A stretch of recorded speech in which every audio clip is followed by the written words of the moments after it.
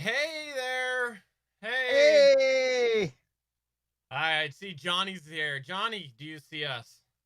Um, this is what we have to deal with. Yeah, Santa just left us with this. This is gonna be embarrassing. Yes, this is what Santa left us with. So yeah, we're gonna have Yeah. to podcast this way. Sorry, Johnny. This is the better podcasting from now on, Johnny. This is the sound that you're gonna get. This is the visual that you're gonna get, Johnny. And what happened with Santa stealing our stuff? He didn't steal it.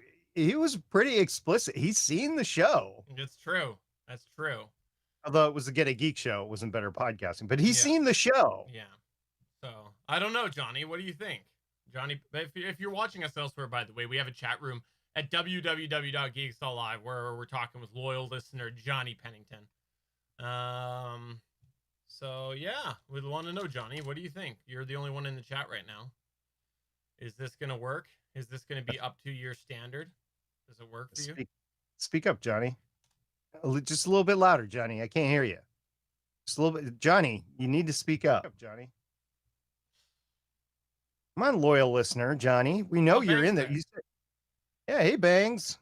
How's it going, buddy? What do you think, Bangs? Do you think this is gonna work? This audio, this visual. How do we feel? That's a good call, Bangs. Good call. Yeah, I wouldn't want to be loyal to anybody but my cat. If I had a cat, I don't have a cat. I used to have cats a long time ago, but I don't have a cat anymore. All right, should we get set up properly? I guess he's not saying a thing. I know. It's like he had to go to the bathroom before the show or something. He's not watching. Oh, let's record better podcasting.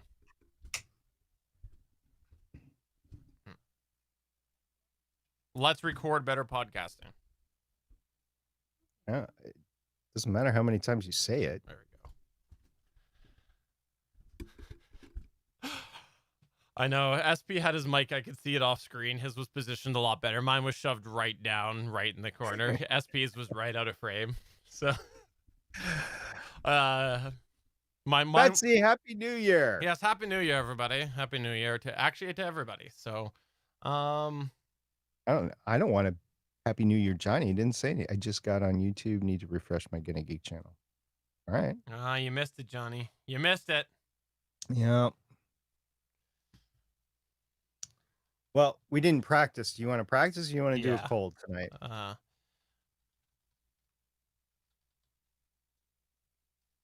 Show our loyal live listeners what we do behind the scenes right before we go live usually.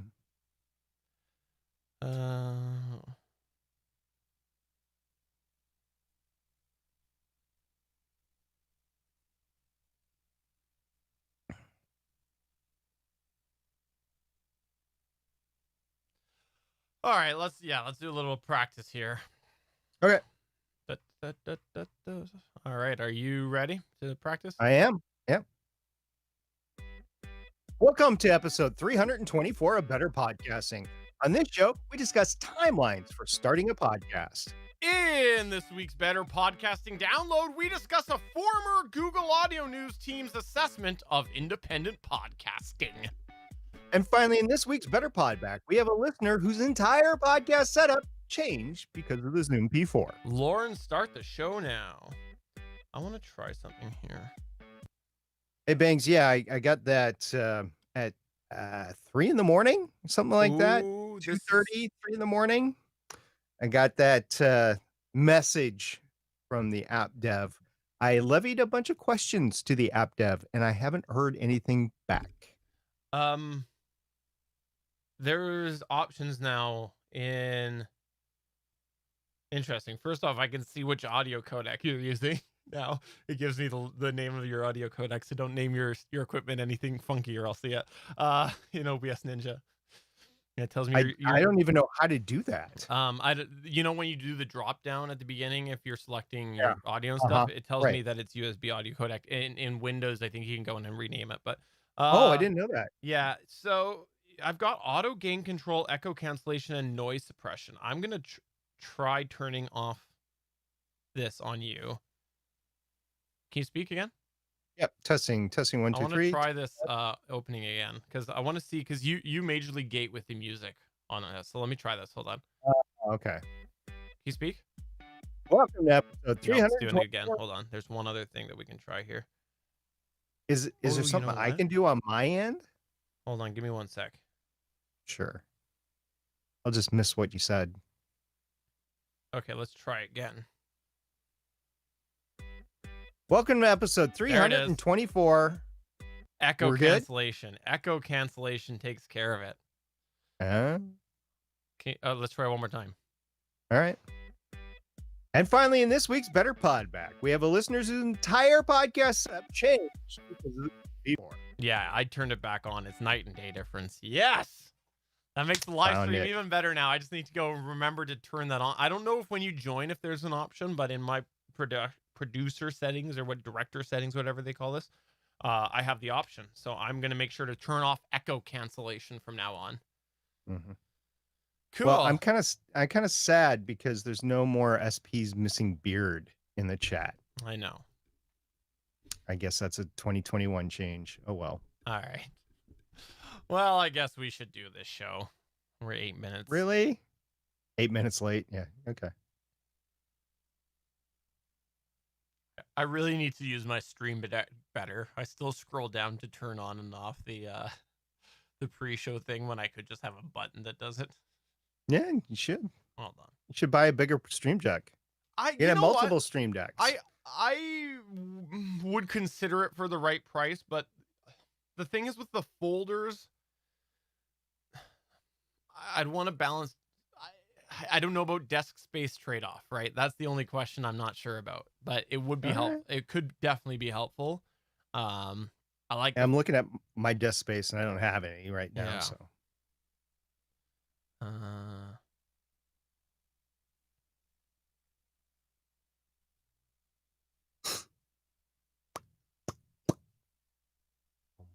Boom, boom.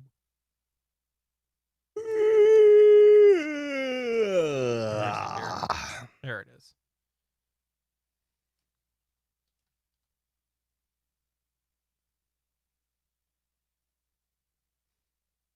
There, it took me all of 2 minutes to do it. Now I have a button. There we go. And the show's over. Thanks, everybody. It's got the Star Wars kind of in and out fade there. That's always been there if you've ever watched me do it, but you don't usually watch me do it. So no, I'm usually watching anywhere else but you. Exactly. When I first get on Gonna Geek, if you're not on live stream yet, oh yeah.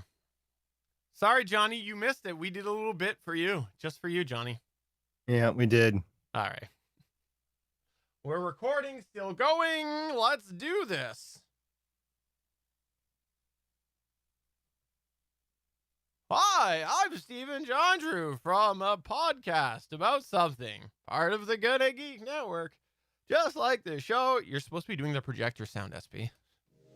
I'm Chris Farrell from the All Things Good and Nerdy podcast, a wacky weekend morning show, part of the Gonna Geek Network, just like the show you're checking out right now. Shows on the network are individually owned, and the opinions expressed may not reflect others. Find other awesome geeky shows over at GonnaGeekNetwork.com. Welcome to episode 243 of Better Podcasting. On this show, we discuss timelines for starting a podcast in 2021. In this week's Better Podcasting Download, we discuss a former Google Audio News team's assessment of independent podcasting. And finally, in this week's Better Pod Back, we have a listener whose entire podcast setup changed because of the Zoom P4. Lauren, start the show now. It's 2021. Welcome to Better Podcasting. With a combined history of over 1,000 episodes, and starting as early as 2008, we are hobby podcasters through and through, just like you. That's why we are different. We minimize the money talk so that you can focus on building a better podcast. Here are the hosts for the show, Steven Jondrew and Stargate Pioneer.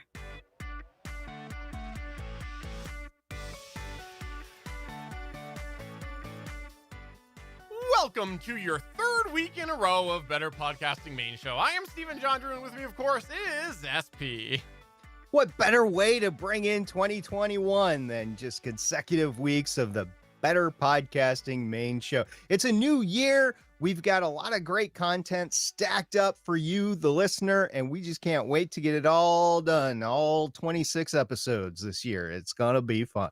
And that is your friendly reminder that we are back to the bi-weekly format as of this week. So if you're not checking out our other show that we do in the off weeks, it's the Better Podcasting Live Chat. It's less structured. It's where we go through some listener and viewer feedback and questions and talk a little bit more raw and real about podcasting. That is how it is produced. It's virtually unedited when it goes out. So check that out. That's Better Podcasting Live Chat if you do miss us on the weeks that we're not doing this show.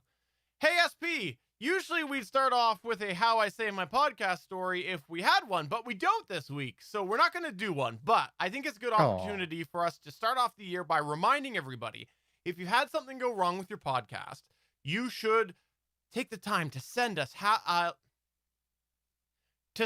a message, preferably a video of what went wrong and how you fixed it. This is what we do at the beginning when we have these opportunities, so we can all help each other figure out how to solve various problems and hopefully make each other's podcasting experience a little bit easier. You can email us to podcast@betterpodcasting.com. Stephen, do you mind if I take a second to give our listeners a hint of how they could actually do this to save their How I Save My Podcast story? For sure. Okay, so what you could do is you could take your smartphone, whatever smartphone it is, and just turn on the video thing and then just speak right into it doesn't have to be highly produced. It doesn't have to be in your podcast microphone. Just tell us the story right into your phone, whatever it is. I was going to say iPhone because I have an iPhone, but if you have an Android or whatever, that's fine. Just record it and then send it to us, and we would love to play it on the show. And Stephen will do his best to do all the voice things and all the things with the audio that he can do, and he'll actually even try to make you look 15 years younger. That's not true. If I had that technology, I'd make myself look a lot better. Let's go. I thought you already did. Let's go ahead and move on to our featured segment.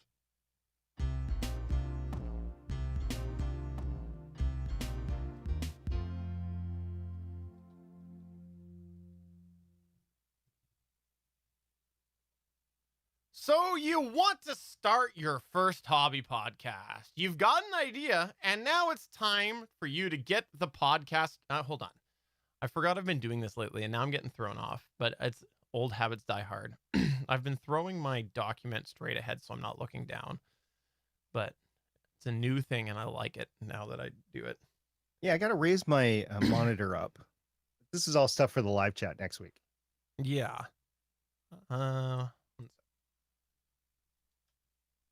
I don't care. I mean, it's the listener right now, the live listener, that has to deal with, your pause and then your cough and your explanation of the behind the scenes stuff. How dare you? I like it a little better. I feel better on the solo shot. I usually don't like being on the solo shot when I'm talking for that reason, for a few reasons. All right. So you want to start your first hobby podcast. You have an idea, and now it's time to get that podcast started. But how long is this process going to take? That one word, started, sounds rather simple. However, it does involve a variety of steps, and those steps can be very time-consuming. There are a lot of podcasters who try to get things started, and they end up failing it by falling into a vicious cycle of procrastination. And that's why today we want to take the time to talk about the time that you can expect to start your podcast. Hopefully this is going to help you be a little bit more prepared to invest this necessary time, but it might also give you a bit of an idea about when you might be treading in the direction of just procrastination. Hopefully you'll recognize these warning flags. Now, before we do get into some of the specifics we want to talk about today, we do want to preface all of this with some caveats, right, SP? Yeah, first, while we're going to talk about the timelines involved in order to start your first hobby podcast, we want to stress that every podcaster's mileage may vary with what we're about to say.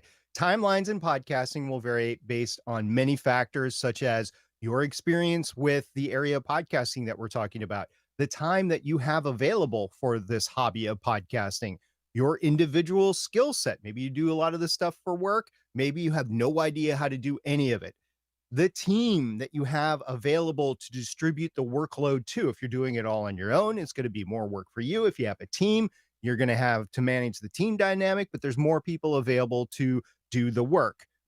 The certainty that you have with your show's main topic. This is something that we're going to get into right away, but in other areas, how much material you have to review or reference to build your content, and how much research have you done prior to deciding to start a podcast in the theme or the main topic of your show.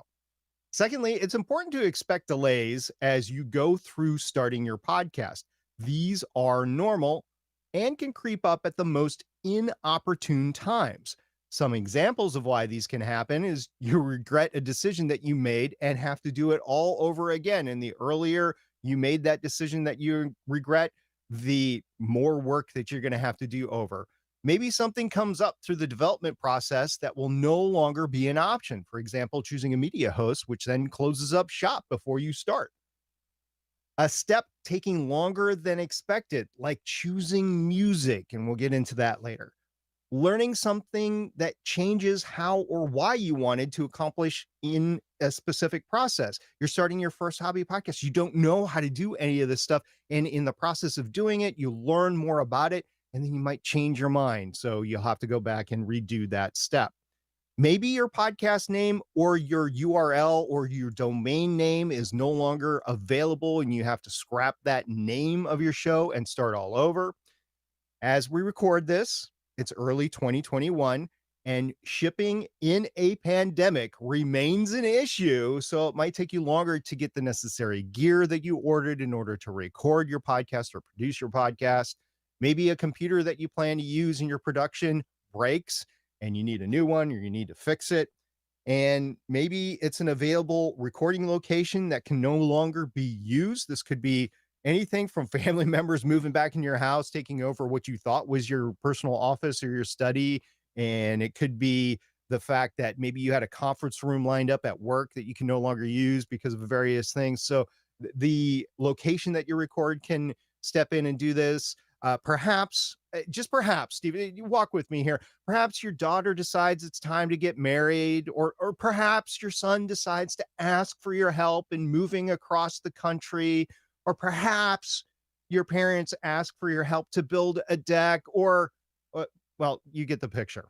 Those are very specific examples, very specific. Yeah, and may or may not have all happened to me recently. But lastly, try to cut yourself some slack. You're a hobbyist, but also be realistic with yourself. If you're going to give yourself too much slack and are in that procrastination state. So that's what we want to prevent, procrastination. So now that we've got all those caveats out of the way, let's get into the details, Stephen. Now let's kick it all off with developing your idea. This is where we're going to start at the beginning of even this podcast. Yes, we are talking about developing your podcast topic. Once you've come up with the topic for your podcast, you need to develop that into an idea that is sustainable for your podcast. This can sometimes be one of the hardest things for you to accomplish.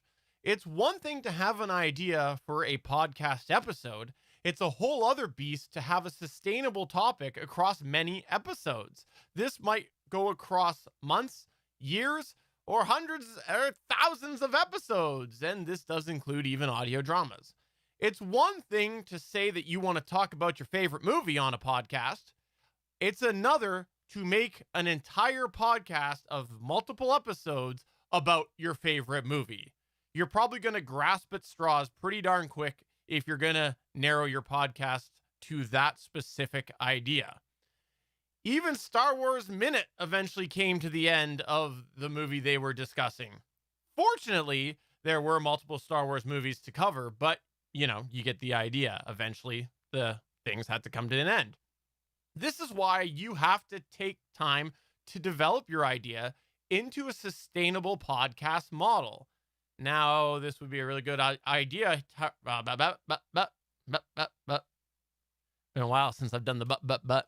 I like when you screw up, then I can have a drink of coffee out of my Better Podcasting mug. You know what? Little pause here for the live audience. I don't use my Better Podcasting mug anymore because I still only have the original Gonna Geek and Better Podcasting mug that I made, and they look terrible. Ah. Yeah. Where was I? Okay.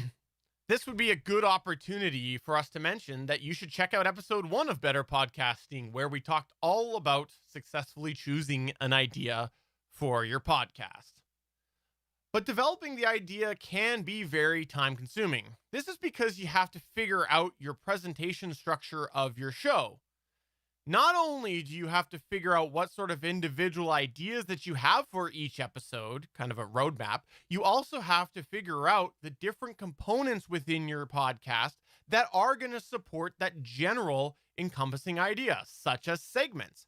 How are they going to support that main focus of your podcast? And what are those sections going to break down into? Developing your idea can take a lot of time, both on paper and in practice as you try out some of these things, because it is a good idea to test out some of these different components to see how you feel about them as you're developing them. This is that development process. Not everything is going to be a winner, and you want to try that out before you launch your podcast. This is why timelines can change so much in this section, because you're going to try some things and you're going to be like, I need to have that. That works really well for my podcast. You're going to try other ideas, even if you're just writing them down into a sample script, and you're going to go, this is terrible. Nobody's going to care about that. So some of these might end up taking up more time than others, which takes us to the timeline of this section. Yeah, so even if you already have existing work to leverage off of, like a script, if you're an audio drama, or a book that you wrote about the subject that you're talking about, or a lecture series or conference presentations, it's going to take you some time to lay down the initial podcast topic and structure of the show. Like a good thesis paper, this is not going to happen overnight. I mean, you could go through several drafts and proofreads and edits, which takes time, as Stephen just mentioned. At the very least, this should not happen in a day.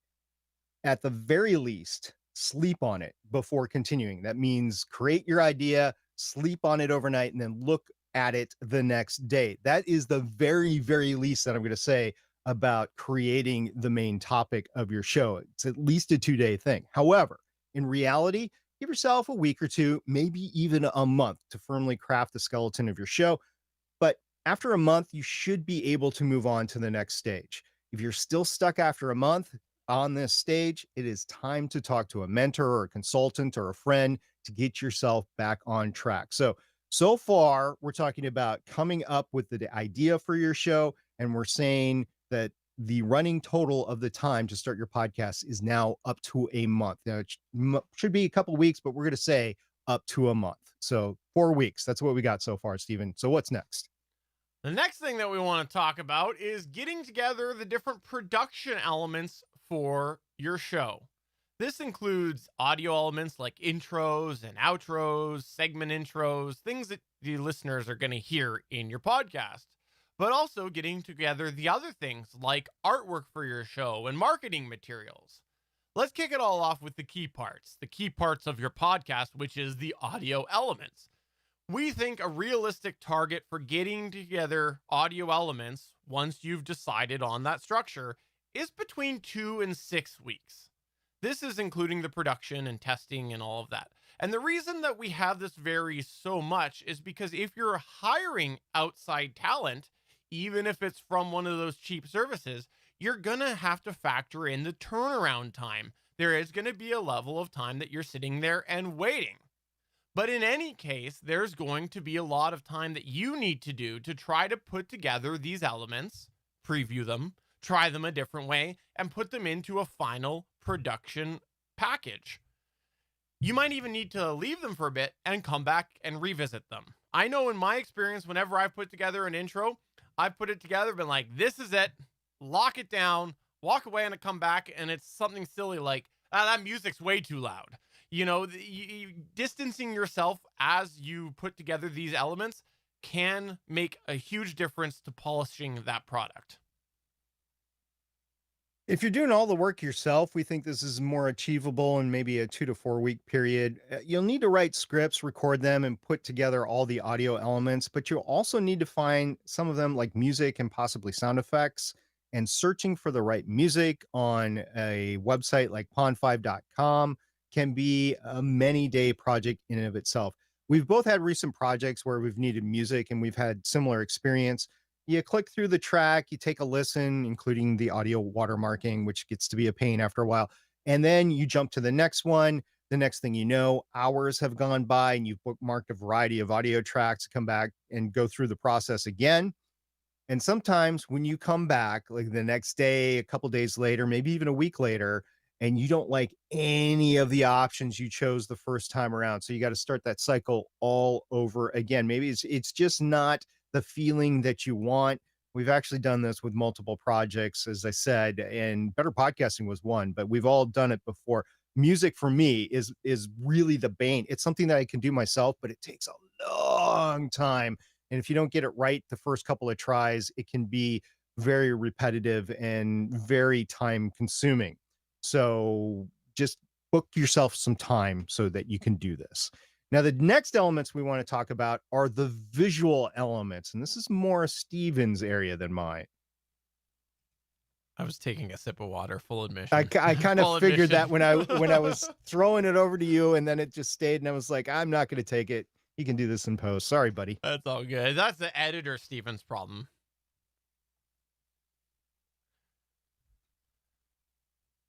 Now, we would say that this can be done over a week concurrently of other tasks if you are hiring others to do it. Hold on, maybe that was bad delivery. We would say that this can be done over a week concurrently of other tasks if you are hiring others to do this. That's because there's very little you have to do other than giving input. But like audio, you're going to need to review these and make requests for revisions, so it will take some of your time. But on the other hand, a lot of hobby podcasters do try to do it themselves through some of the various tools that are available. Some people are really comfortable with graphics design software. Some are using websites that are tailored to novices that don't know much about graphics design. In either case, it's going to take you time to work on these different visual elements. Now, me personally, I'm pretty comfortable in the visual design department because just the experience that I've had with my hobbies over the years, it's kind of lends myself towards that.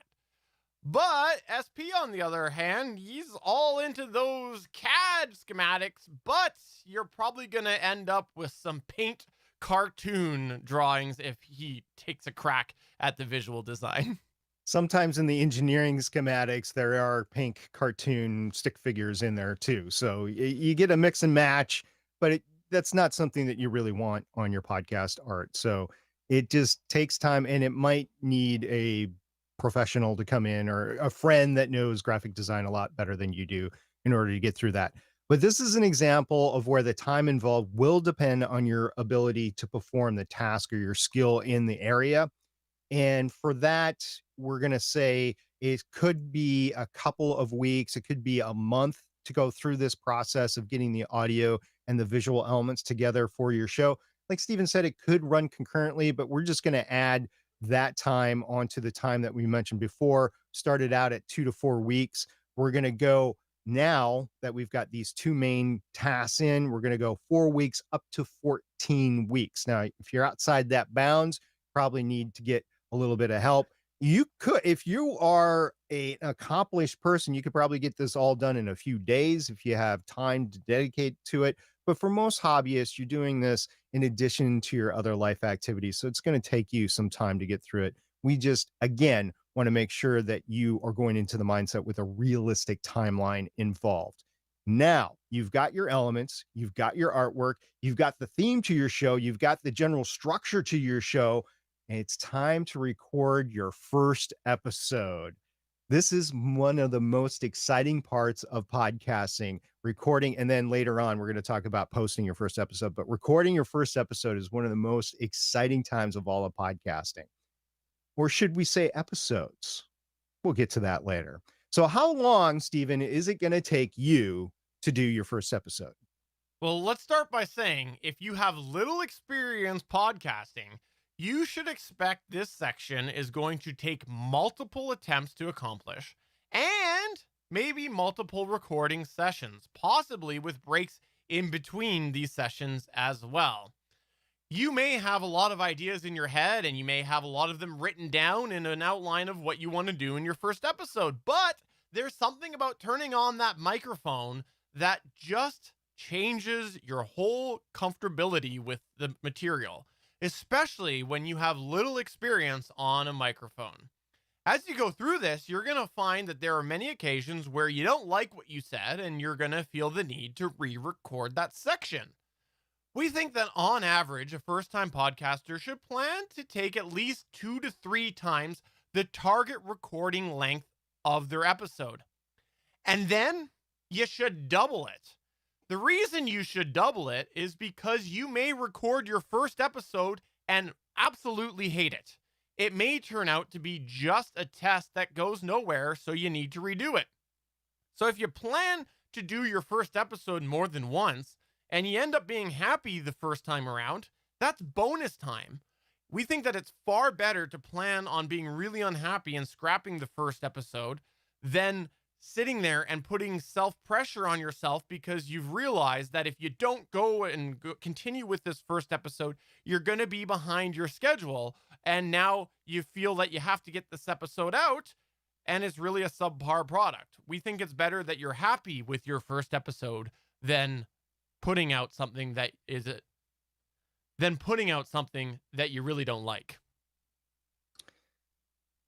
Yeah, we mentioned before that you'll likely want to record 1 to 3 test episodes and fully produce them before you actually record your episode 1, especially for first-time podcasters. Heck, even with better podcasting, I think we would have been better if we would have recorded the first episode, maybe the first 2 episodes, and then gone back and really knocked our structure in. But we wanted to get feedback from the audience, so we went ahead and recorded and let the first episode fly from our first recording. But we're experienced podcasters. If I was podcasting for the first time, I would definitely want to record 1 to 3 episodes, and it's just going to take longer to do that. So as a side note, if your intention is to do a companion video show or a full up video presentation and call it a podcast, which is fine. We're not going to get in the definition of a podcast here, but the recording stage might take you longer since video is an entirely different level of complexity to set up and to record. We're not going to really cover that in this. We're talking about an audio podcast, but I just wanted to throw that out there that if you're doing a video portion of the show, it's going to take longer for you to do than just audio itself. So if you take into account all of that, recording your first episode, possibly redoing it, or at the very least listening to your recording and seeing if that's really the direction you want to go into, that's going to take at least a week, possibly up to a month if you do 3 different episodes and then re-record a new episode. And that's assuming an episode a week, recording, listening to it, and then deciding whether you want to keep it or not. So that brings it, before we were at 4 to 18 weeks. So that now brings it to 5 to 18 weeks. That's your window right now with these steps to start a podcast. Again, it doesn't necessarily have to be in those weeks. You could go faster, you could go a little slower, but I'm really harping on, if it's taking you longer than 18 weeks to get to this point, it's time to get some help. Time to get into a podcast community, time to get that mentor, consultant, or whatever to get going. Because if you go beyond 18 weeks, you're really going to drag and procrastinate, and you don't want that compounding. So now that you've recorded the first episode, well, what do you do with it? You got to edit it. And if you have no idea what you're doing for your first episode, it's going to take you days or maybe even more than a week to edit that first episode. It might even take months if it's something very complex like a well-scored audio drama episode. It's like we've been off for a couple of weeks or something. Yeah, something like that. I mean, how much Canadian beer did you have in the holiday? A lot. Just how much? A lot. Okay. I had nothing to do. And perhaps it might even take you months if this is a well-scored audio drama episode. If you take some time to walk through various tutorials, or maybe take a class online like a Skillshare class, or you hit up the Podcast Engineering School for tips, dare we even say you check out Better Podcasting and the website for tips, this could take you just weeks of research alone. This is an area that we would highly recommend that you spend some time learning before you really get into the editing, because if you just jump in and you've never edited anything before, you're probably going to drag yourself down a lot because you are trying to do things blindly. Editing can be a very complex process, and just a few time-saving tips that you'll find through some of these tutorials might save you countless hours. And then we also would recommend that you take time to actually go through and edit your podcast in a thorough manner. This is your first episode. Don't you want to put your best foot forward? Even if you know that you are going to give that first episode more scrutiny than you will in the future, put your best foot forward and then kind of dial it back as you feel the final product. Now, we've discussed editing before, but just as a quick recap, we do strongly recommend that you edit your show, especially if you're a first-time podcaster. Your presenting skills are going to take some time to develop. So if you edit your podcast, it can make you look better than you are. So nominally, in talking about a timeline here, we're going to say it's going to be up to a week to edit your first episode. And that's without training classes that you might have to take or want to take, or a fully scored audio drama episode that Stephen mentioned before. So while in our timeline, we'll keep the running total at 1 additional week for editing your first episode, which would bring it up to 19 weeks in total.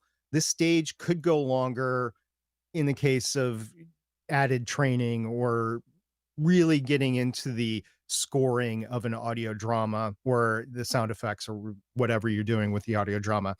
And like recording in the step before, we just want to caveat that if you are doing video as part of your show, the post-production process is going to take you longer to accomplish, especially first time. You're talking about a video production, you're talking about audio from that video production that you are producing separately, or at least stripping out and then publishing separately. So it's going to take you some additional time. So at this point, we're going to say the running total of this process is somewhere between 6 and 19 weeks total.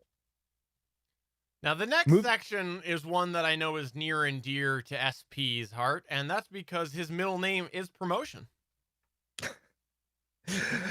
No, that is not correct, but they both do start with P. So we'll just go into this. Just when you think you've reached the end, you've decided what you're going to record, you've gotten all the elements, you've recorded, you've edited your show, you've got that final file, you think you're done, you're really not. Having a final completed audio file like an MP3 is not your final step in the podcasting process. Now it's time to post and promote your first episode. Just posting your file might take some extra time, as it should, by the way, in the whole process. You want to create some sort of show notes to accompany your file to tell folks who you are and what the actual podcast is about in rough terms. And will you want to tag the file possibly with metadata? Yes, we do recommend that you do that.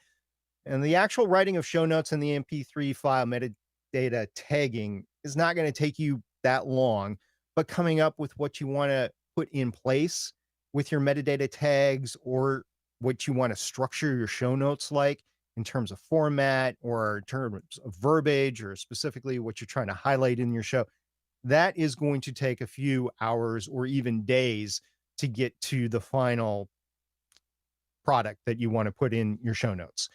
This can be especially frustrating, especially because you have the file and you just want to post it and let the world have access to your podcast. You want to promote it at that point in time. But this is a necessary step to enable your podcast to be discovered, indexed, and ultimately listened to Once you have this information in terms of metadata and show notes and it's ready, the act of uploading your file and posting it should only really take a few minutes, depending on your speed of your internet connection, how big your file really is. Remember, you got to keep it under 100 megabytes. We haven't talked about a lot of the technical parts of all this because we've spoken about it before. We're specifically focusing on timeline. That's just one thing that I wanted to throw out there right now. So at a maximum, we'll give you a couple of days to do this step for the first time through, maybe up to a week, unless you have your own website. Now, I've had my own website before. I don't like it. It's just too complex. It takes too much time for me. So I like to simplify things, and I either use Steven's website or my podcast media host's website. So for this, I'm going to turn it over to Steven to give a little extra caveats with your own website for hosting your show and your RSS feed. For sure, because if you're going to go the self-hosting route, you're going to have a bunch of extra steps that you need to do at this point to get everything prepared to host your podcast.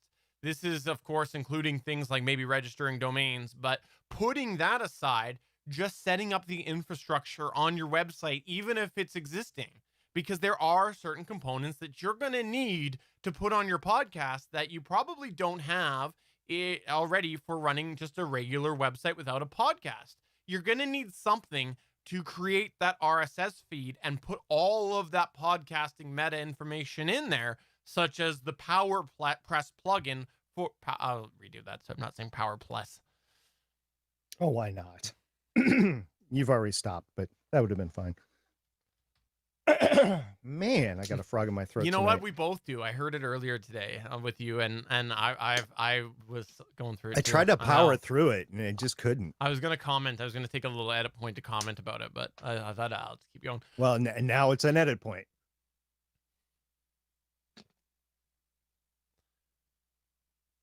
Such as the PowerPress plugin for WordPress. And then there's the whole web design aspect in order to incorporate all of these ideas. It might be a specific podcast theme for your website, or it might just be adding a whole bunch of images and links in order to list the different areas, even your social media for your podcast, or where they're going to find you on Apple Podcasts or Google Podcasts or wherever. There is a whole other bucket of steps that are necessary if you're going to be running a website for your podcast, especially if you're self-hosting that RSS feed. Now, this will vary depending on how comfortable you are with the different plugins and availability of tools for the different content management systems. For example, if you're very proficient in WordPress already, and you're used to trying out new plugins that do new things with WordPress, you might find this very easy because it's just taking that idea and applying podcasting to your WordPress installation. On the flip side, if you know only of WordPress to make your blog post and that's it, there's a lot of learning curve that you've got for you to get through here in order to get all of these different elements set up. So this really could drag on for multiple weeks or months even at this point if you were starting a website from scratch. But let's say you're going on an existing website, you're probably looking at adding on a few weeks of solid work. So for the purposes of this, we'll keep the timeline down to a minimum. We'll assume that you're using a podcast media hosting service like Pinecast or Podbean that has an integrated website in that. And as such, take about a couple extra days or a week. So the total time frame of you to produce your first show is somewhere at a maximum of about 20 weeks. If you're beyond that, you need to get some help. So that's almost half a year. And you might think, wow, that is a long time. Well, if you don't have any actual experience in these areas, if you need to learn yourself how to do things along the way, half a year is actually not all that much to get the initial training in actually doing your first podcast. But with that said, I want to throw it out there to our listeners. A lot of them already have existing podcasts. A lot of them are actually very seasoned hobby podcasters. If you think that we are off, or I specifically am off in this timeline, please get a hold of us. We will reference it on a future show. But for now, I'm saying somewhere in the area of about 2 months, we'll call it 2 months to 20 weeks in order to get your first show out is a good timeline to target in doing your first show. So, Stephen, what do you think? Yeah, I think that in summary, podcast starting can be a very daunting task. And we hope that today's episode helps you prepare a little bit more for the time you're going to need to commit as a hobby podcaster in order to get your show going. We hope that you can look at your target launch schedule and use this information to make sure it's going to accurately represent where you can feasibly go to launch your first podcast. But we want you to consider the different areas that will be dynamic to you. They may shift your timelines because, for example, some of these things can be done concurrently, and how much can be done concurrently will vary on your skill set and your availability. Someone who's working part-time can do a lot more for their hobby than someone that's working four-time. Oh my God. Four-time. Everyone's working for time. Everybody is working or 4 times. You know, they're working 120-hour weeks. Someone who's working full-time. You may possibly oh my God. Someone who's working full-time. Another example is if you're going to be hiring voice work for your audio elements and you're also hiring someone to do your design work for the visuals, you might concurrently be waiting on the items to come back. So they'll overlap those weeks a little bit. But you might stagger them as well and possibly get some efficiency that way, where you're producing the final audio while you're waiting on those elements of the visual to come back. So this timeline can really shift in either direction depending on your personal schedule and how you overlap elements. But you also should consider that you might need to take a break from some of these things as well. And during that break, it might be dead time, but you might just need to take a break from that task and go on to another task. For example, maybe you've recorded your first episode and you've hated it, and now you want to do an episode all over, and so you want to take some time to decompress.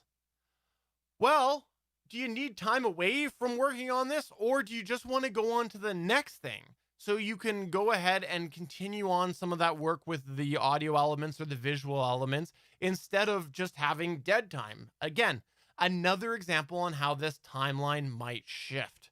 So while you might look at our timelines and think that they seem really short or really long, the reality is that some things will overlap and some things you will not want to overlap, or you'll burn yourself out before you get started.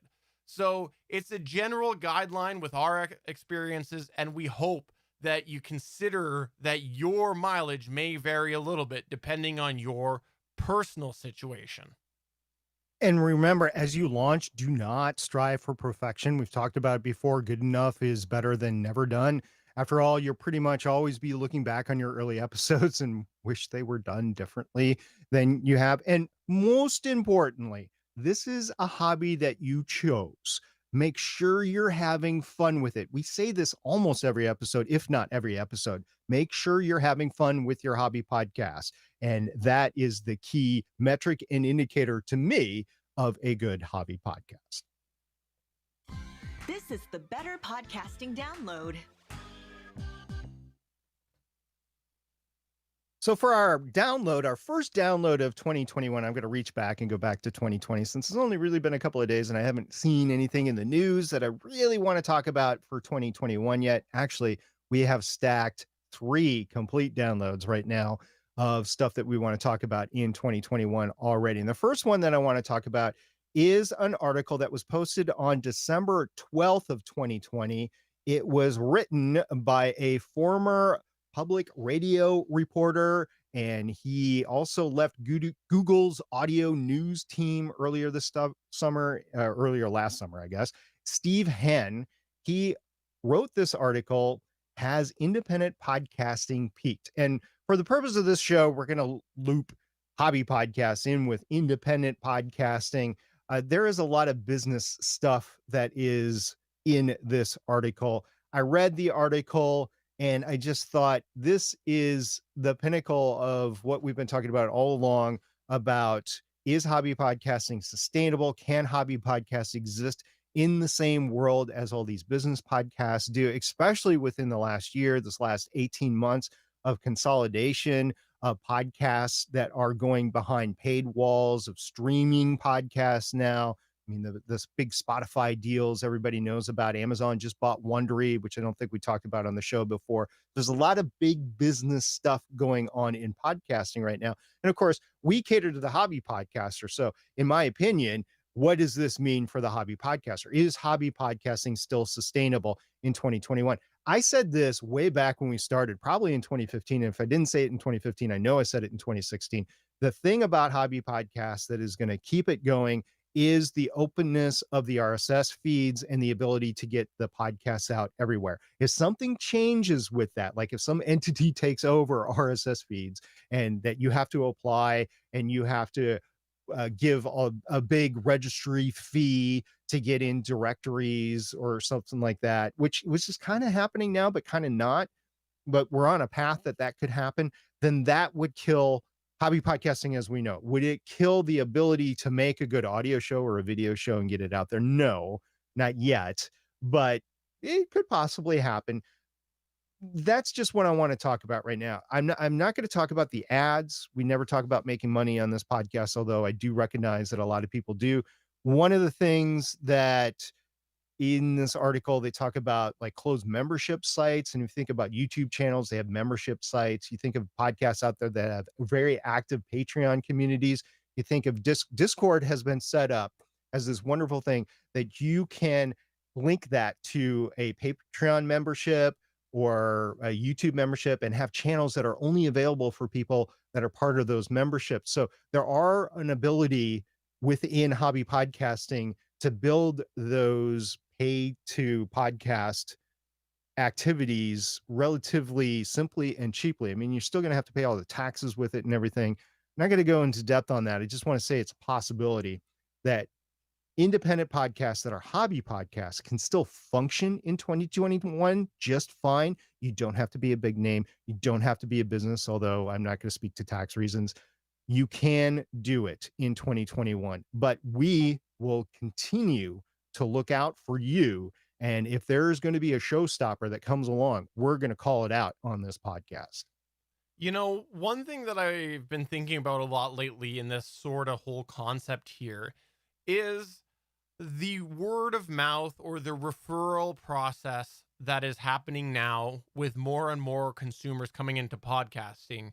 Before, it was a very niche audience for podcasting. And I don't know about you, but I know I've had people at work who have mentioned podcasts before. And there's a whole communication thing about podcasts that they've enjoyed and things like that. And what I think is interesting with that approach is that you now are in a situation where people are forming that idea in their mind of what a podcast is supposed to be. And that could possibly make things like what we talk about here with better podcasting even more important, which is making your podcast sound good. Because when you're looking and you're just exploring a directory, you're probably going to stumble across some of these and you might think, okay, I can listen to that and that's fine. I'll give it a go. But if someone who is just a regular consumer has come into the consuming of podcasts based off of some of these non-independent, these big podcasts, these Spotify exclusives that have high production value, well, what image do they have in their mind of what a podcast is supposed to be? And are they going to refer that podcast that sounds like one microphone in the middle of a table of 10 hosts? Probably not, because it's probably not going to meet the expectation. So I think this whole what is an independent podcast over? It's an interesting question, but is it more of, does what an independent podcast need to be in order to survive? Has that changed? And I think that the bar continues to be raised very quickly as we get these bigger non-independents in here. Yeah, even the existing independents, I won't necessarily say big, but the independents that have teams with them. So really businesses, production houses in their own right that haven't been bought out by anybody. They have teams of 10, 15, 25 people that are working on a show. And the audio design, and I will call it that, audio design. Audio dramas also have audio design. We just didn't talk about it in the last segment. The audio design behind these are phenomenal, and they really make it. It's like listening to a produced documentary in a lot of cases, which is not a bad thing. It's just if you're a hobby podcaster and you're solo or you have a team of 2, 3, 4 people, you're not going to be able to compete. You're not going to be able to spend the time doing the whole thing. You're not going to be able to do the research. You're not going to be able to throw in all of the elements of production into it. You're not going to be able to promote at the same level because you don't have a budget to promote. Yeah, sure, you could have a couple $100. We talked about it before. Yes, you can do a few things with a couple $100 in terms of promotion, but you're not going to be able to compete with these big guys. So you're going to have to look at other opportunities, which is great. There are free opportunities. We actually did a whole podcast about free opportunities to promote, but that takes time, and that's time that you're going to have to prioritize of how much time you want to spend on your hobby podcast versus the rest of your life. Say you're a full-time college student, or you have a job or 2 jobs that you're working 40, 80 hours a week, and you're podcasting for fun because it's relatively low barrier to entry, relatively low cost to do. It's not like golf where you might want a $15,000 club membership or something like that. It's something that the everyday person can do in their limited time, but that's it. Limited time. You're not going to have the time to promote 12 hours a day, 6 days a week. And the time that you do have to promote is probably going to be times that are not optimal to promote because they're on the weekends where people aren't on social media. They're not paying attention to that sort of thing. So it's just, you're at a disadvantage for the big guys. So you're not going to be able to do the same things. In that light, I agree with what Stephen just said. Make sure that you sound the best that you can, because that is who you're competing with. Sure, you could have a high school podcast. You and your buddies get together and you talk about what's going on in your high school. It's never going to last and you're just doing it for fun. I get all that. But if you think that is going to compete with the Joe Rogan experience, you are wrong. You are sorely wrong, because Joe Rogan experience is a whole different level. Matter of fact, it's not even a podcast anymore, the way that podcast is technically defined, but it's what, as you were saying, Stephen, is defined in the public's mind as a podcast. So you're in that same boat. So make yourself sound as good as you can. Make yourself sound intelligent. Make sure you're doing the research on your topic and all that. And this is a constant thing that we're going to be talking about, is the difference between a hobby podcast or an independent podcast and a big business podcast. Because now in 2021, I think we can successfully say big business is in podcasting and has been for a while. What's your thoughts on all of this? Get in touch with us through any of the ways. You can email podcast@betterpodcasting.com. You can tweet us at betterpod, or come to our Discord server at betterpodcasting.com/Discord. We would love to have you over there and talk about this and many other podcast current events things. Now let's find out what you, the listeners and viewers, had to say to us. This is where we here at Better Podcasting turn the show over to you as we run through some of your feedback. We call this segment Better Podback. We got a tweet over on the Twitter sphere from Cybercast, and this was a great little tweet that I saw there. And by the way, Cybercast, we've been in touch a little bit with him lately, and thank you very much for reaching out to us lately. It's been great to hear from you again. Yeah, Cybercast, a longtime listener, actually, and It's great. And believe it, Cybercast is Canadian, right? Yes. Yeah. We have a lot of great interaction from our Canadian listeners. So thank you very much, Canada, for that. They got to make up for my shortcomings. All right, this is the tweet. Have you guys got into the PodTrack P4 yet? Got mine over Xmas. Love it. Sold my Mackie Pro FX8. Who cares about the 44 rate? Can't tell anyway. Multi-track recording outshines that lack. Also easy to convert XLR to any input you need. The only limit I see with the pod track is the 4 sound pads. I use more than 4 sound/music tracks in all my podcasts. That's the limit. Might look at the P8 to add in. So first off, let me just say, I agree with you on the 44. I've mentioned this many times on and off the show. I think eventually it's going to be a question mark and a concern. We still have people who are being paid money to consult in podcasting say that 64 kilobits per second is enough for podcasting, which I entirely disagree with, but I'm just telling you that we still have a big mountain to climb to get people to really care a lot about audio quality, if that is still advice being given. So 44, 100% agree. I agree. I know there's all sorts of benefits when you go beyond that. A whole bunch of things that you can do to clean up audio and all that stuff there. But again, I personally think at this point, it's enough. Where will we be? We'll find out. I also was an early advocate for going beyond 64 kilobits per second. So I definitely recognize that what I say right now in a few years might sound stupid. So at the moment, though, I think that it's more than enough. And truthfully, I think it will be more than enough for many years to come. I do think we're a while till 44 becomes a real big question. Yeah, 44.1 is CD quality. A lot of videos at 48, and you're talking about two different things there with the bit rate versus the sample rate there. Yeah, sorry. The 44.1 is the CD quality kilohertz, and then 48 kilohertz for video is often done. And then the other thing that he was talking about was basically how much sample rate is done in the final track.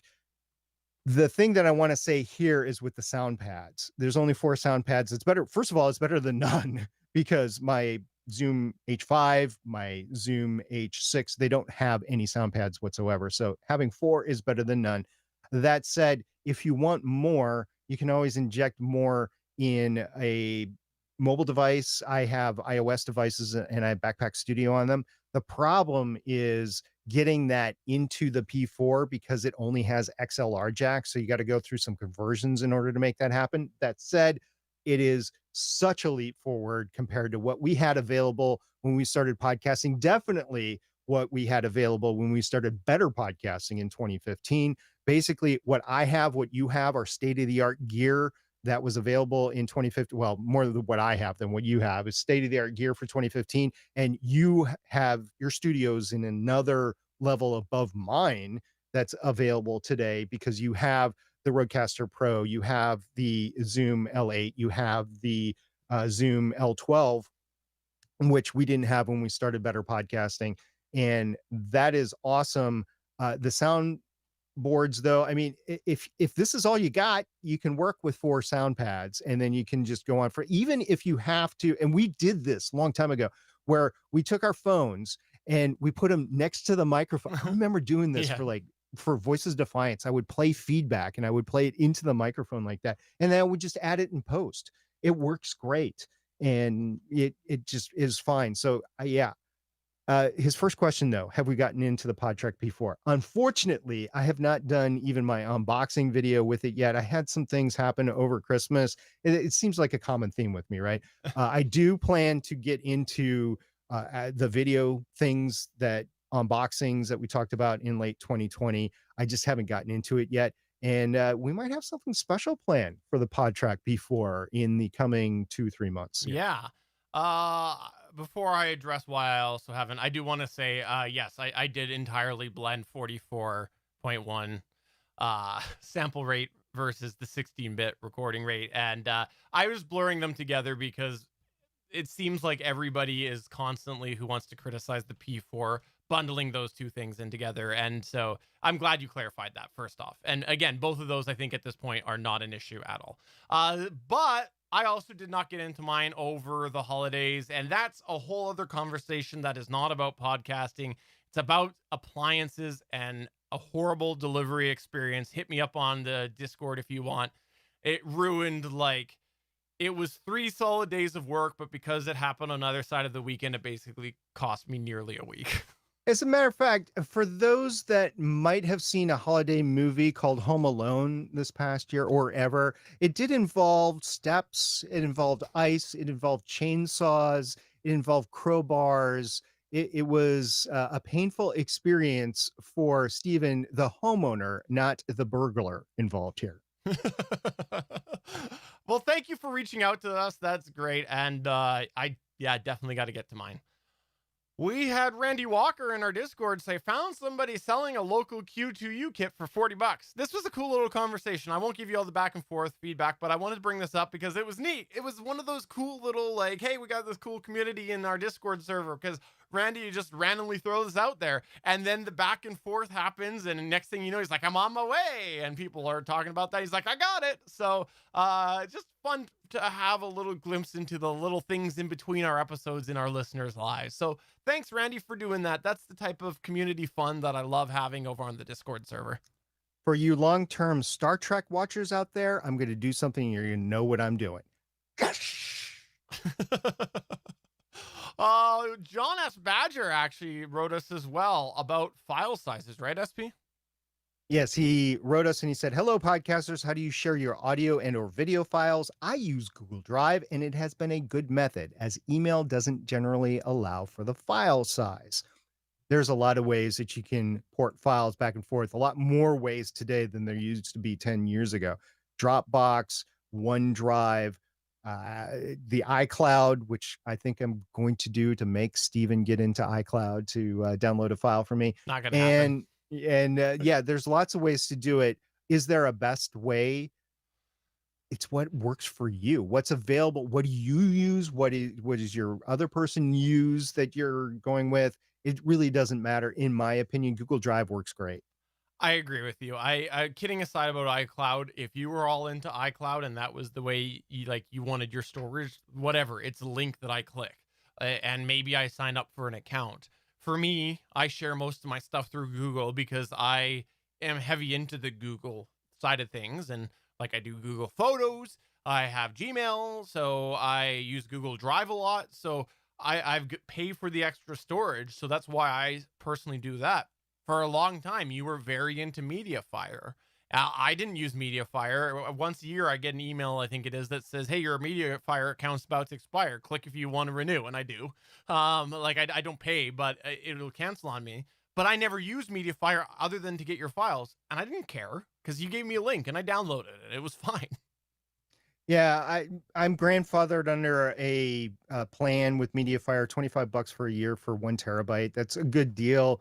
I am going to move away from that just because not anybody uses it anymore, but I do have a significant amount of files that I have to pull down from there, and I just haven't had time to do that. So MediaFire, I still have an account. I just don't use it actively anymore.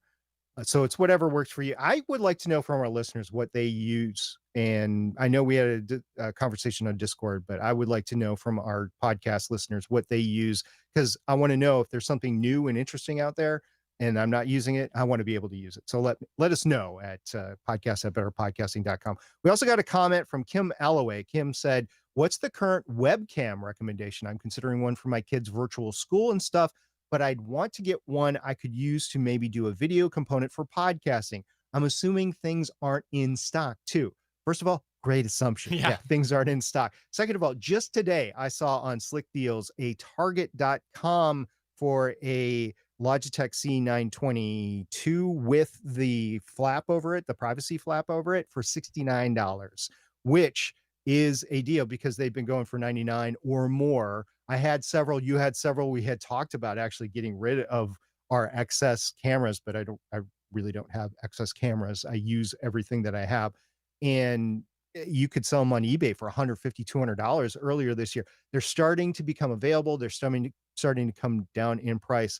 There was a comment from another listener of Better Podcasting and member of the GonnaGeek.com network, Damien from Aurelia Prod. He brought up the AverMedia LiveCam 313. Now, prior to this, Stephen, had you heard about the LiveCam 313? I did, yes. Actually, I heard of it for a couple of reasons. Number one, he mentioned it earlier in our Discord in this year. But secondly, my dad actually picked that up when he started to work from home as well and couldn't find the camera that I had recommended. So I had actually been familiar with this from a couple different forks. But yeah, it's good overall. I am what I have seen, and I haven't firsthand tested this, but the things I've seen, there's a few things I personally like a little more about the Logitech C920 and C922.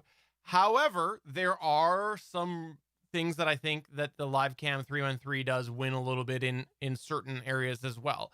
I would be happy to, from what I've seen, suggest that someone buy it if they could only find that and not the C922. It's hard for me to say, yeah, you have my solid recommendation with this camera because I haven't put it through the paces. I can't say for sure. I've only seen someone's end product or a small thumbnail or whatever, right? Like I've had a little video test with my dad remotely, right, as a video call. So I haven't put it through the paces from a production element, but I it's not one of those cameras that I've seen people using and been like, wow, you think it looks good, but it doesn't. It's really bad. Like I think it looks quite good. And I know Damien actually says that he's using it as his main streaming cam. And I think that that is a good sign as well. It's just hard for me to solidly recommend something that I haven't tested. And I know there's some things out there that you can use your cell phone camera for and that sort of thing. I will say, if you have a laptop, a MacBook, HP laptop, Microsoft laptop, Dell, whatever, there is value in having one of these webcams, because I don't know in the past year or so, for if you're working from home or if you've had this experience, but if you can offset that camera from the back of the laptop, first of all, and separate it from the back of the laptop, first of all, you're going to get a kind of a unique experience where the camera's coming in not straight right at you, but from the side a little bit, and you're looking at the screen in front of you. And the other thing is that back of that laptop wiggles and that camera's wiggling. So you get this seasick effect from anybody that's watching you. So from a podcasting perspective, even if you're just recording over video, if you're not recording the video, if you're just recording over a video service and you're just recording the audio, there is merit in having one of these webcams, these USB webcams, so you could stick it off to the side and you can get rid of those effects. So AverMedia Livecam 313, you can inject your cell phone camera using some techniques, or the Logitech C920, C922s. They're all great. They're not 4K. We're not there yet. And with my bandwidth, I could not do 4K either. We discovered that in December, November. But I think that's coming in the future. I don't know when, but it's coming. Logitech Brio's camera is 4K. There's a lot of generic 4K cameras on Amazon. I've actually looked through this a few times in some videos, and it seems like everybody that takes the Brio style camera and compares it to the Brio, it's pretty consistent. It's just someone's taken crappy hardware and they've made it work in a higher resolution. So like the cheapo ones on Amazon, from what I've seen, I haven't seen anything that looks good. The Brio does look okay. I know there's some pros and cons to it as well. One of the things, actually, while we're talking about webcams, that I came across over the last couple of weeks is apparently Logitech has a stream cam. Now, it's retails at $199 Canadian, so it's probably, my guess, somewhere in the 150 mark American. It would be my guess. I'm not sure, but that's what I saw for Canadian, was $199. But it was back ordered. Now, spec-wise, it looked very similar to the C922, but they do talk about the audio component, so maybe they put some money into the audio side of the microphone on there. I still probably would assume, unless you're right up on it, it probably wouldn't be very good for podcasting, but I don't know. It just crossed. It's funny that this came up in our Discord because I just happened to come across this recently. And I even had to do tech support for family Zoom calls over the holidays, and there was all sorts of, we'll have to get into that later, how to successfully give podcasting tech support to your family so that you can have a social distancing holiday without you cringing every time something happens. Moving on, we also had a story posted by Randy Walker from The Verge about Amazon buying Wondery, which is a podcast production house. Amazon is now fully getting into podcasting. In my opinion, it's just to like compete with Spotify and the rest. trying to grab market share as they go forward. This does not mean hobby podcasting is going away. It does mean that there's going to be more money and big business coming in. So you got to watch out for the future of hobby podcasting. And we had a good chat in our Discord about that. And general consensus was that people are interested to find out about what's going to happen and see how serious Amazon is about it. A lot of caution being thrown around in our Discord. We do have a lot of people that have been around podcasting either nearly as long or as long as we have been in the Better Podcasting Discord server. So we all kind of share the same viewpoints, but there's a lot of I love the new viewpoints as well, because they come in and you're as an old fuddy-duddy from the podcasting that's been around for 10 years now. Yes, I've broached the 10-year mark now as an old fuddy-duddy. Congratulations. Decade of podcasting here. I welcome new opinions, especially with the new crowd, like new college students, new high school students. The stuff that they're able to do with the technology today is incredible. So it's great to get their opinion, as well as those of us who've been around a while going, yep, doesn't really mean anything to me. Get off my podcast lawn. But that's going to go ahead and wrap it up for this episode. As a friendly reminder, betterpodcasting.com. We have other content there. You'll see some other stuff coming soon. You should check out the Better Podcasting live chat as well. If you're not subscribed to that, we would love to have you subscribe to that. And also check out the Gonna Geek Network, because we are a part of the Gonna Geek Network. The Gonna Geek Network has a bunch of amazing geeky content, and there may be a show returning soon. Let's go ahead, though, and close things up and say for episode number... Can't find my button. For episode 243 of Better Podcasting, I'm Stephen John Drew saying, yay, it's 2021 and I'm still podcasting. And I'm SP saying, yep, no fanfare, but decade of podcasting. Looking forward to many more. We'll see everybody next time. Bye. Bye.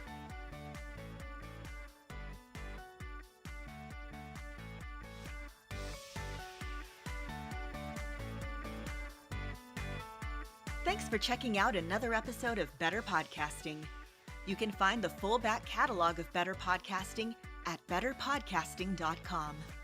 If you're into geeky podcasts, please check out the other podcasts on the Gonna Geek Network at gonnageeknetwork.com.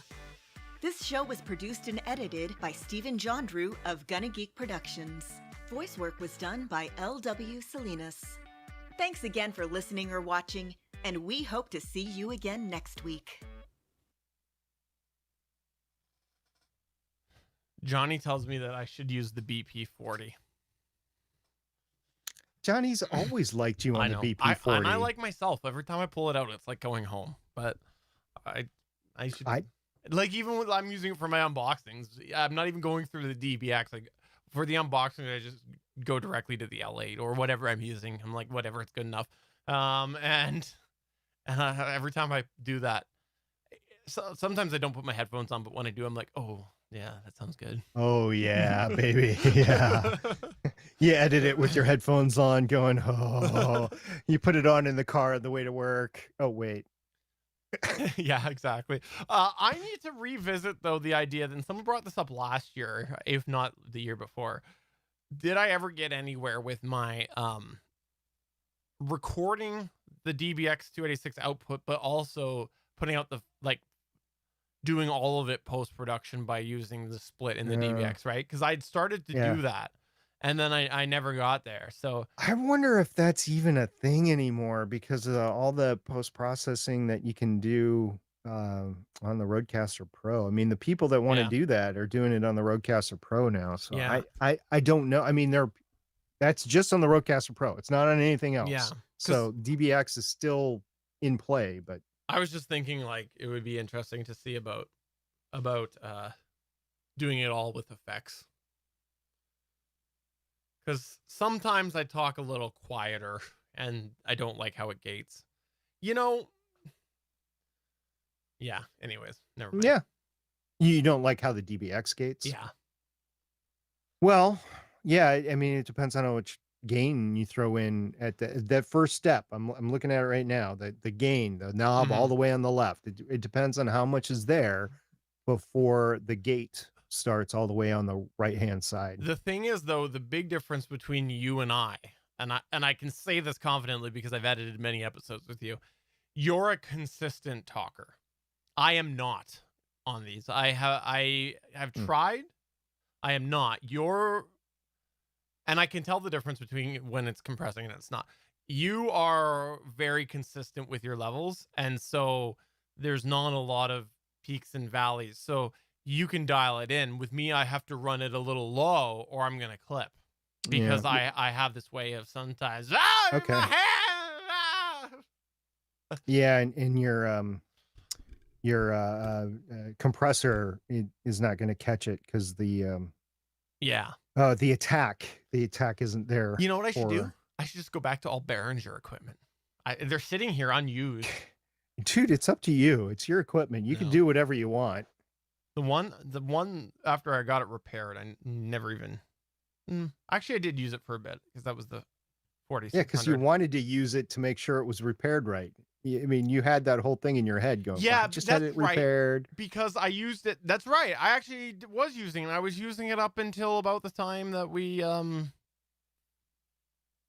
No, I got lazy before that. No, I was gonna say I was using it because when I've got multiple people on Skype at the same time, there's that stupid Skype hiss that comes in, right? So I was using it for the Gonna Geek show to gate you guys.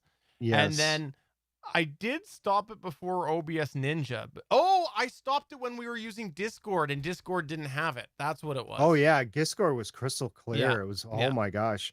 Now, the bad thing about Discord, for those watching right now, the bad thing about Discord is the audio is, while clear, it's not at a high quality. Like you have to pay. Yeah, you have to get your channel up to a certain level in order to get the real high quality audio out of Discord.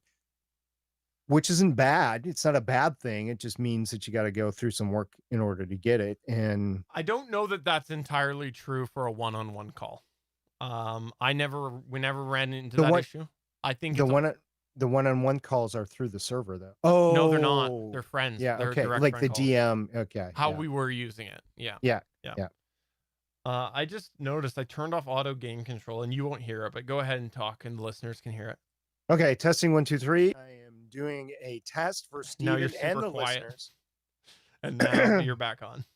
Okay. Yeah, interesting. Oh, look, I can adjust your video settings. I don't know. You said I was very consistent. The one thing that I will say is I'm very consistent at not projecting as well as other people. So if you see me in person, I will be talking lower. That, like, if Chris and I are together, because we've been together in person before, Chris speaks a lot louder than I do. And it's annoying to me as a podcaster because that means that there's just certain setups that I can't use because I'm too quiet. But that's probably why my voice is nice and level, because that's just the level that I talk about. Versus yourself or Chris, you're very animated. You have a high dynamic range in your volume, and you go back and forth in that dynamic range quite a bit. I just can't get as loud as you guys. Is that the way of saying we shout too much? No. Hey, I mean, I never thought Chris was shouting at me. Do you have access to your Logitech C920 control panel right now where you set like brightness and stuff? Yeah, hold on. Let me bring it up. Logitech camera settings. I want to see something. I'm seeing, I think, those same settings on my end, and I want to see if I adjust them. Does it actually adjust yours? What do you want me to adjust? Oh, don't adjust anything yet. Are you looking at where it says brightness and stuff? Yeah. It's not moving. Oh, okay. It's only doing it on my end then. Yeah. Okay. Because they're the same settings. Like I've got brightness and color temperature and contrast. Contrast. Yeah. White balance. I've got hold on, let me try this. I changed your focus. Did it do anything? Nope. No. Okay, so it's interesting. Weird.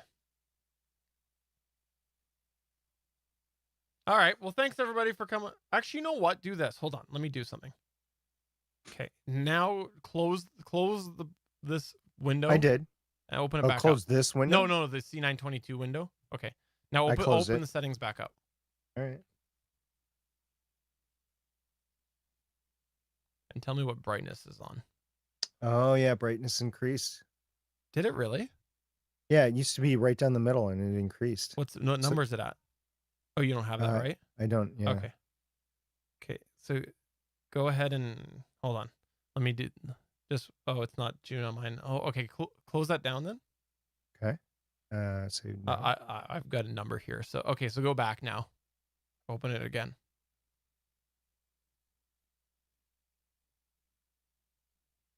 Yeah. That's changed. so weird. I can adjust your cameras. That's mean. That's really bad. Like that. I feel like that's a Logitech coding issue. Yeah, I think. Yeah, that is definitely a hack. However, we're talking about OBS Ninja, so maybe that just using it gives access into those. It must be interesting. I should hit up Suncast and see if like they've got anything like that in vMix, because I feel like vMix might have something like that in vMix Call or something. Yeah, maybe. But anyways, maybe. All right. Well, thanks everybody for coming on by. Come back on Thursday for Legends of Shield. We'll be at what time? Thursday, 7 p.m. Eastern. And then we'll be back on Monday with another episode of Gonna Geek Show, and also next week back with Better Podcasting live chat. Yep. Bye.